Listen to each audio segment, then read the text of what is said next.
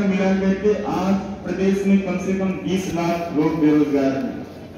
उस 20 लाख लोगों में अगर सपोज करो वो 17 की 71,000 वैकेंसी भी हो जाती है, ईश्वर करे बढ़ जाए, तो भी आप सोचो कितना टफ कंपटीशन है। अगर 20 लाख परीक्षार्थियों में आपको एक सीट लेना है तो भी बहुत टफ है। उसके लिए वास्तव में कुछ त्याग की आवश्यकता है ना।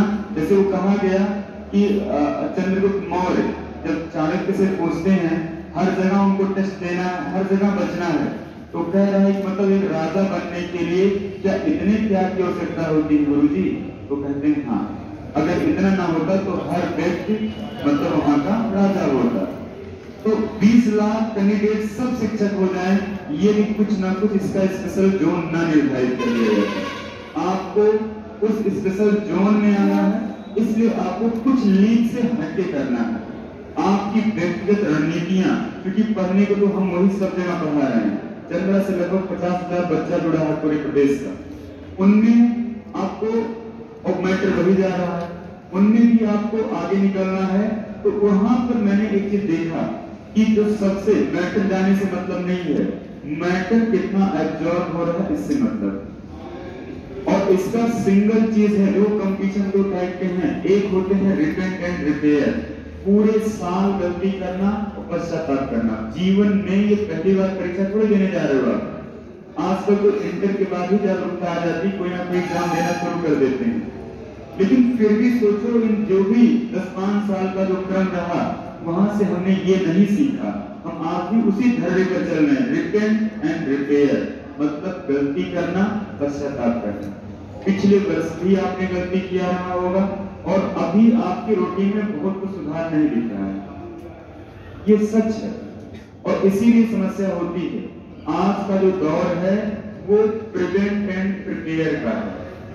अपने आप को इतना मजबूत बनाओ कि फिर गलती ही ना हो, क्योंकि आपको टाइम चला गया। जैसे पहले का टाइम था, आप फार्म भरते रहो 2-3-4 फार्म भर के आप पेपर तो एक में आपका हो जाता है, एक दौर। अब क्या है, अब ये दौर आ गया है कि एक बार अगर आप चूके, एक फार्म भरे और चूक गए, जो पिछले वर्ष प्राइमरी में चूका होगा उससे पूछो। 4 साल होने को जा रहे हैं, 3 साल, और अभी 2 साल कम से कम लग जाएंगे फाइनल ज्वाइनिंग होते होते, 1-1.5 साल 2 साल लग जाएंगे। मतलब एक बार चुकने पर आप मिनिमम 5 साल पीछे जा रहे हैं। ये समस्या हो गई। इसलिए आपको प्रिवेंट एंड प्रिपेयर बनना है, पहले से इतना मजबूत होना है कि एक्सक्यूज ना देना पड़े, इसलिए जरूरी है। मेरी बात समझ आ रही है ना? और इसके लिए कहना वास्तव में बहुत इजी है, उसको फॉलो करना बहुत टफ है किसी के लिए। लेकिन यदि आपको शिक्षक वास्तव में बनना है तो ये त्याग करना ही पड़ेगा, इसका कोई विकल्प नहीं। या तो आप उस कैटेगरी में आ जाओ जो 10-5% के लोग होते हैं भाई सिस्टम में, लेकिन उसमें मैं फिर कह रहा हूं उस सिस्टम में आने के लिए केवल 3 से 4% लोग ही सफल हो पाते हैं, मतलब 95% लोग बैठ होना पड़ता है। ऐसे सिस्टम में सबकी स्थिति नहीं। तो लगता है जब पेपर आएगा तो गली गली मोहल्ले में जैसे इस बार से ऐसा हो गया है, थोड़ा सा गड़बड़ रहा, हर जगह रहा पेपर का प्रभाव नहीं। अभी तक बहुत दिनों से मैं पढ़ा रहा हूँ, लगता है आपको जैसे पेपर आएगा तो गली गली में लाओ 50,000 पेपर ले लो, ये ले लो, होता कुछ नहीं है। ये इस बार का ऐसा रहा, मतलब वहां नहीं पहुंच सकते। और वो आपको केवल दिमागी एक टॉर्चर होते हैं, मेंटली टॉर्चर हो रहे होते हैं 15-20 दिन से, और लास्ट में ठंडन गोपाल कुछ नहीं हुआ, पेपर नहीं आ पाया, वहां ये हो गया वो हो गया, एक्सक्यूज को मिलना होता है ना। इसलिए उसको भी आप पहले से मेंटली प्रिपेयर रहिए कि हम उस सिस्टम में नहीं पहुंच सकते। हमारी जो अपना सिस्टम है वो हमारे पास पढ़ाई का है, और यही आपको बेहतर करना है। और वो भी समस्या आपको ही झेलना है, उस सिस्टम का भी शिकार आप ही होंगे, आपकी ही सीट वो लोग भी ले जाएंगे। इसका मतलब आपको मेरिट में भी रहना है ना। तो चीजें बहुत आसान नहीं है। जैसे मैंने कहा था ना, इस वर्ष यूपी टेट का पेपर वास्तव में जितने वर्ष 2011 से पेपर हुए उसमें सबसे आसान था, ये सच है। लेकिन फिर भी उन व्यक्ति से आप पूछिए जिन्होंने ईमानदारी से पेपर दिया, जिनको ये नहीं पता चला कि पेपर आउट हो गया है, और जिन्होंने कक्ष हाल में बैठ के ईमानदारी से पेपर दिया है, उनको 100 नंबर लाने में याद आ गया।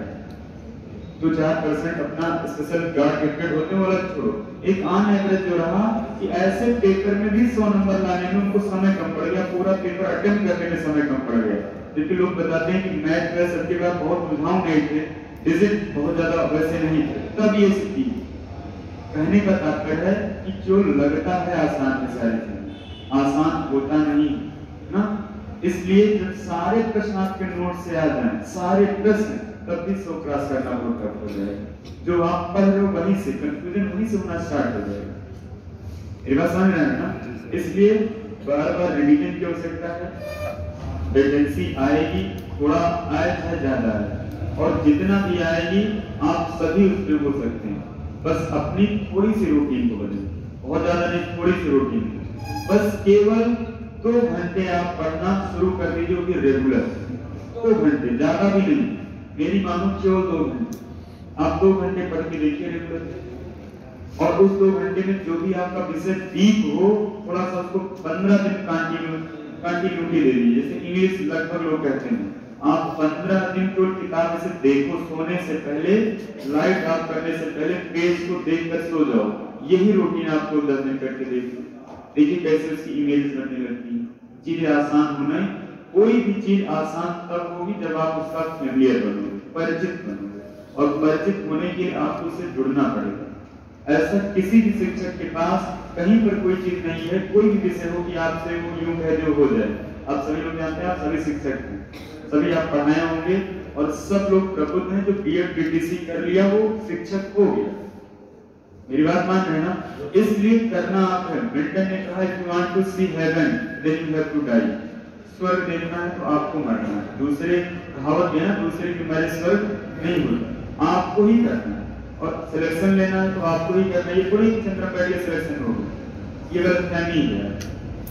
तो आपको ही करना है। इसके बहुत बेहतरीन जोन में आप हैं, और वास्तव में चीजें बहुत टफ होने वाली हैं। आने वाले समय में सब कुछ प्राइवेट हो सकता है, ये भी सच है। ये भी समस्या आपको फेस करना है। तो अभी साल 2 साल आपके पास बहुत गोल्डन अपॉर्चुनिटी है। अभी ये 2 साल कुछ नहीं होने वाला है, क्योंकि एक चुनाव ये है, फिर अगला साल के बाद अगला चुनाव। तो इधर अभी चीजें कंटिन्यू छोटे छोटे रूप में ही, लेकिन वैकेंसी मिलती रहेंगी अभी 1-2 साल, जब तक सेंट्रल वाला चुनाव नहीं होता। लेकिन उसके बाद जब रिपीट होंगे तो ये सब कुछ पक्का है। इसलिए ये आप मानकर चलो, इसलिए अपना आपको बेस्ट देना है। और देखिए, हम जब कई बार सोचते हैं, जैसे अभी आपको बड़ा अच्छा लग रहा है, बड़ा मोटिवेट हो रहे हैं, फिर हम बहुत बड़ा परिवर्तन सोचते हैं कि आज के बाद व्हाट्सएप नहीं, मोबाइल ये नहीं चलाएंगे, ये संभव ही नहीं। हम ह्यूमन बीइंग हैं, हमसे गलतियां होंगी, चाहे आप हो चाहे हम, वो हमारा पार्ट है। हम कभी भी एकाएक ऐसा कोई परिवर्तन ही नहीं कर सकते जो आप सोचते हो। इसका मतलब दूसरी सीख यहीं से लेना है कि यही रूटीन में ऐसे हंसते मुस्कुराते हुए, ऐसे खेलते हुए, ऐसे मोबाइल चलाते हुए थोड़ा सा टाइम को मैनेज करना। अगर आप सोचें तो आप मोटिवेट कर दें, व्हाट्सएप अनइंस्टॉल कर दो, 3 दिन बाद आप फ्रस्ट्रेट से नजर आएंगे, क्योंकि हमारी रूटीन ऐसी हो चुकी है। हम नहीं रह सकते। हाँ, टाइम कंट्रोल कर सकते ना, ये नहीं कि पढ़ रहे हो मैसेज आया तुरंत सामने मोबाइल रखा, ये सब बहुत ही डिस्ट्रैक्शन वाली चीजें, इन पर हम कंट्रोल कर सकते हैं। मतलब परिवर्तन हमेशा छोटी छोटी चीजों से ही हुई है। आप इतिहास में उठा के देखो, कभी कहीं परिवर्तन नहीं हो कि आप सोचे मोबाइल आज से बंद, संभव ही नहीं। आज से ये चीज बंद, संभव ही नहीं। उसको कम किया जा सकता। पसंद आ रही ना? तो ये सारी चीजें हैं। खैर नया साल है तो पढ़ेंगे भी, तो हम लोग पढ़ते स्टार्ट करते